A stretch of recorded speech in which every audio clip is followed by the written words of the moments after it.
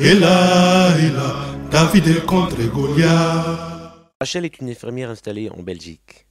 Comme beaucoup dans la diaspora, elle a toujours nourri le souci de faire quelque chose dans son pays d'origine, la République démocratique du Congo. Faire quelque chose, oui, mais quoi exactement? Rachel décidera de créer une association sans but lucratif appelée Tchela. À travers cette association, elle peut enfin réaliser son rêve d'apporter sa contribution à la reconstruction de son pays. Cette volonté de changer les choses anime beaucoup de personnes dans la diaspora. Est-ce vraiment le rôle d'une infirmière de se soucier de la formation continue du personnel de santé du Congo? N'y a-t-il pas des conseillers au ministère qui ont le même souci que Rachel? Et les parlementaires dans tout ça? Présentent-ils des projets de loi pour améliorer le système de santé du pays? De plus, Rachel, elle, le fait bénévolement alors que les conseillers, eux, sont payés pour ça.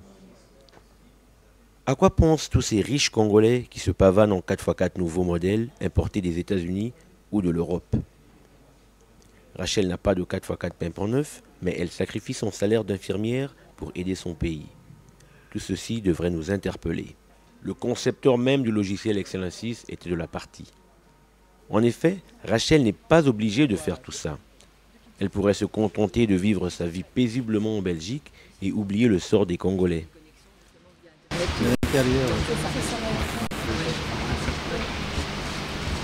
Nous allons nous diriger.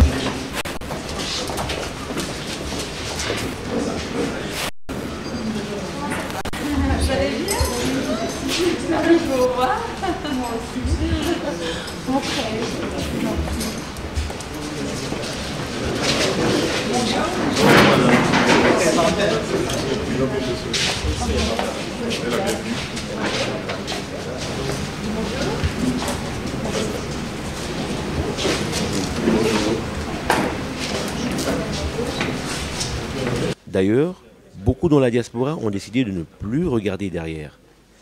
D'après certaines personnes, la vie est trop courte pour se donner des ulcères d'estomac pour un pays où certaines autorités ne veulent pas prendre leur travail au sérieux. Avoir un pays traversé par un des plus grands fleuves du monde et une multitude de rivières et manquer d'eau courante et d'électricité, ce n'est pas vraiment une situation qui attire la diaspora. C'est le moins qu'on puisse dire. Le développement d'un pays, ce n'est pas seulement une question de moyens financiers. C'est aussi et surtout une question de volonté. C'est aussi simple que ça. Si une petite infirmière peut le faire, a fortiori un ministre avec tous les moyens à sa disposition devrait faire 100 fois mieux. Et là, David contre Goliath.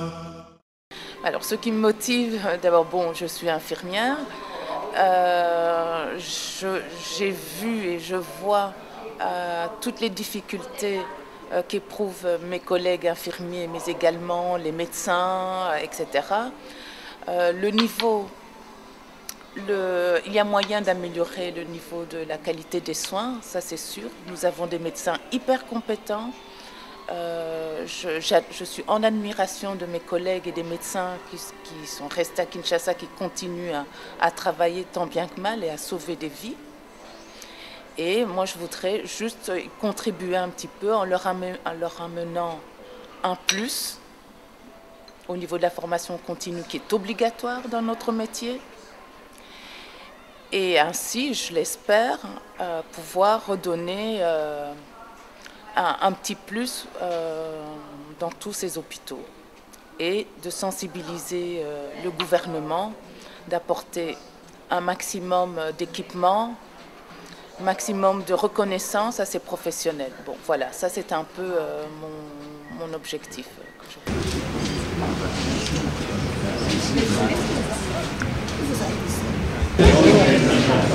Le ministre congolais de la Santé les rejoint. C'est la faute de l'insupportable ambassadeur. Oh, Michel, comment ça va? Merci. Madame la présidente de Tchela, Rachel Izezao, nous présentera un mot d'introduction et justement d'une manière générale le projet Excellensis. Après, son Excellence, Monsieur le Ministre, vous nous direz certainement un mot avec Madame la vice-première. Nous passerons ensuite à la partie pour laquelle nous sommes vraiment ici. Nous commencerons évidemment par une visioconférence avec Bruxelles, où deux professeurs nous attendent, le professeur Van Latem de l'ULB et de Saint-Pierre, le professeur Van Gopel de l'Institut de médecine tropicale d'Anvers, et puis ici, il y aura leurs collègues, le médecin directeur des cliniques Ngaliema, le docteur Tiamala, et les confrères qui sont dans la salle. Après cela, nous entrerons dans le vif du sujet, dans la partie un peu plus technique d'Excellensis. Et nous avons la chance de bénéficier de la présence de son concepteur, le docteur Zian, qui est ici. Il parlera en même temps que le médecin directeur des cliniques universitaires, le professeur Lépira, et à deux, ils vont pouvoir nous présenter le cœur de ce que nous allons voir aujourd'hui. Accueillir Madame la vice-première ministre Laurette Onkelings dans notre pays d'origine, le Congo, constitue un grand jour pour Tchela et pour moi personnellement. Les membres de la diaspora congolaise de Belgique qui ont fait le déplacement en soutien à votre visite s'associent à moi pour vous souhaiter la bienvenue dans notre pays d'origine.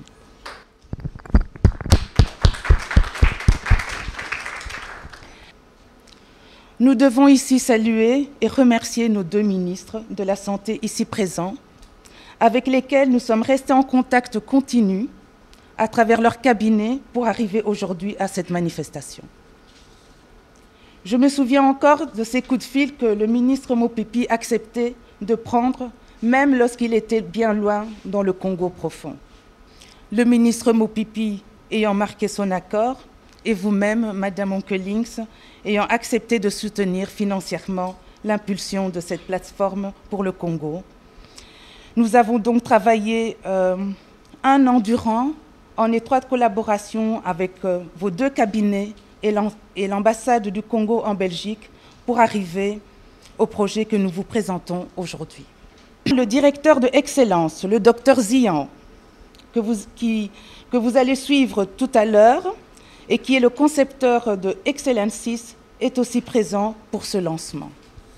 Je vais donc vous présenter Excellensis de manière générale. Merci.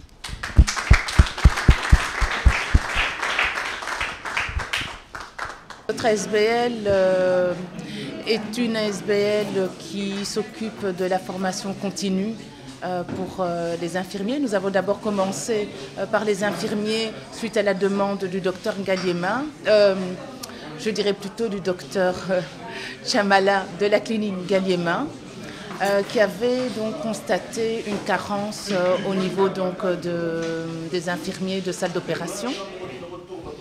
Et donc nous avons organisé une première formation continue pour les infirmiers de salle d'opération. Mais nous avons invité les collègues de tous les hôpitaux de Kinshasa. Ensuite, nous avons continué donc, pendant 2 ans à organiser donc, des formations continues dans différents domaines. Et c'est à ce moment-là un peu que le ministre de la Santé est entré en contact avec nous, puisque bon, ils ont vu un peu l'impact que ça donnait au sein donc, des infirmiers, mais également au niveau donc, de tous les professionnels de la santé, à savoir les médecins, les radiologues, les techniciens d'imagerie médicale, les labos. Beaucoup de gens demandent qu'on organise donc, des formations continues. Donc Tchela organise des formations continues dans un premier temps. Et ici, bien, pour pouvoir couvrir tout le territoire congolais, bien, c'est un peu difficile. Et donc il nous a fallu trouver une nouvelle idée de formation continue. Et c'est pour ça que nous avons présenté ce projet Excellensis qui répond justement à ce défi de permettre et de donner accès à tout le monde à la formation continue sur tout le territoire de la RDC.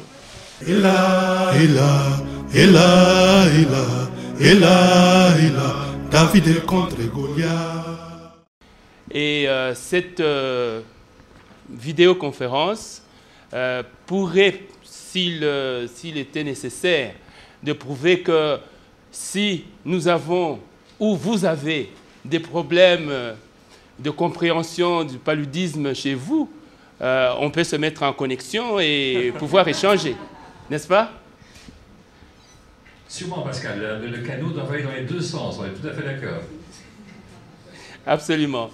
Absolument. En fait, c'est ça que nous voulons prouver, qu'il est possible, effectivement, malgré les distances, de pouvoir échanger et de nous aider les uns les autres pour pouvoir améliorer nos capacités, nos connaissances, en fait. On peut aussi, par cette voie, pouvoir directement aider. Vous avez entendu, madame, tout à l'heure parler de connexion entre les hôpitaux provinciaux de référence avec les centres de santé. Pour nous, ici, ce serait vraiment un outil très important, vu l'état de nos routes, vu tout un tas de problèmes. Et nous pourrons ainsi très facilement aider ces confrères qui sont très loin d'une bibliothèque aussi belle que celle-ci, à pouvoir travailler en toute quiétude et faire une bonne prise en charge de leurs patients.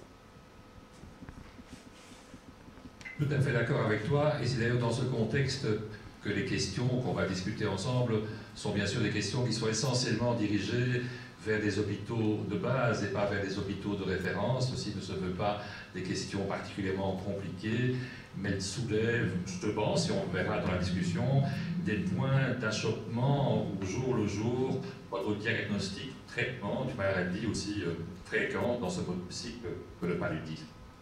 Et là, David contre Goliath. Alors, Madame la Vice-Première ministre, Monsieur le ministre, vous avez les commandes d'Excellencis. Voilà, les deux ministres sont soumis à un test, un petit examen pour rigoler. Les deux ministres ne sont pas des docteurs, alors soyons tout de même un peu indulgents vis-à-vis d'eux.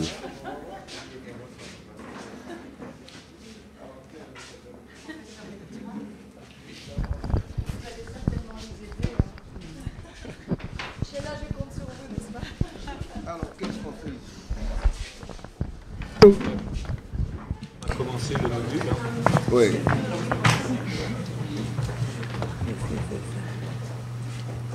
On va passer à la première question. Madame la ministre, le professeur Lépira est à côté de vous pour vous aider aussi à même. La bonne réponse. Commencer le nouveau module, voilà. Voilà, il va arriver. Quelle définition de l'hypertension artérielle correspond aux directives européennes les plus récentes? Soit l'hypertension sévère, grade 3, à partir d'une pression systolique plus grande ou égale à 180, ouais, voilà, et ou diastolique plus grande ou égale à 110. Deuxième réponse, une hypertension légère grade 1 pour une pression systolique entre 140 et 159 et ou une pression diastolique entre 90 et 99. C'est la pression systolique optimale et de préférence inférieure à 120. Et D, aucune réponse n'est correcte. Peut-être Monsieur le ministre Beaupipi. Voilà. Je peux me risquer. Oui. Je crois la première réponse, elle est exacte. Voilà. Voilà, monsieur. Voilà. Bravo, monsieur le ministre. L'angoisse, le stress. Ça va plus. Aïe, aïe.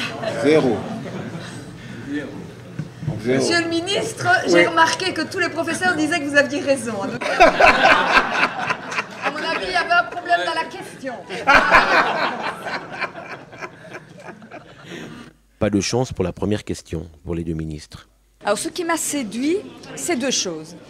D'abord, les initiateurs. Ce sont des professionnels de la santé en Belgique, de la diaspora congolaise, et qui ont envie de se mobiliser en solidarité avec leurs confrères du Congo pour améliorer la santé publique.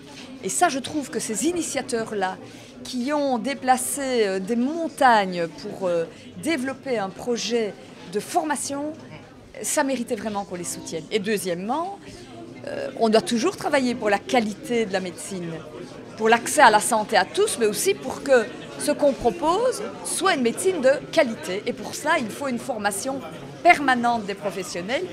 Et ce que l'on propose ici, à savoir avoir une formation en ligne, ça veut dire une formation qui se renouvelle jour après jour, si on le veut, est évidemment une excellente perspective d'avenir. Eh bien, d'abord ici, je dois saluer l'initiative qui a été prise par nos compatriotes de la diaspora, qui, comme l'a dit son Excellence Madame la Vice-Première ministre, n'ont pas voulu garder ses connaissances pour elle-même. Et alors, ce qui m'a séduit, évidemment, c'est de voir la facilité avec laquelle on peut transmettre les connaissances. Donc, dans le cas des transferts des connaissances, les outils ordinateurs sont des outils très performants et formidables. Ils peuvent facilement, comme ça, relever les niveaux de connaissances des gens. Donc j'étais très content de présenter ici à Kinshasa la plateforme de formation que nous avons développée en Belgique. Actuellement en Belgique, nous avons plus de 5000 médecins généralistes sur les 10 000 qui font régulièrement des formations grâce au système Excellensis. Donc comme vous l'avez vu, c'est à la fois une plateforme de formation mais aussi une plateforme d'évaluation qui est accréditée par le ministère de la Santé publique et qui permet donc d'obtenir des points d'accréditation qui sont obligatoires pour pouvoir continuer à pratiquer la médecine. Donc nous sommes également présents dans une dizaine de pays latino-américains. Donc c'est une plateforme en fait d'utilisation universelle, mais particulièrement dédicacée aux sciences médicales, puisque je suis moi-même, comme vous l'avez signalé, médecin au départ. Nous n'allons pas réinventer la roue. Donc de ces 135 modules existants, les médecins et les infirmiers ici vont les réadapter en fonction de la réalité du terrain. Et ça va permettre aussi bien aux médecins européens de comprendre la prise en charge des patients congolais, puisque avec les mouvements, etc., certains patients qui partent en Belgique, s'ils présentent une certaine pathologie, eh bien, ça va les aider aussi à mieux les prendre en charge. Donc, vous voyez que les échanges d'informations entre les professionnels de la santé, ça va dans les deux sens. C'est pas le Nord, c'est tout, et le Sud, rien. Donc, le Nord peut aider le Sud et le Sud, le Nord.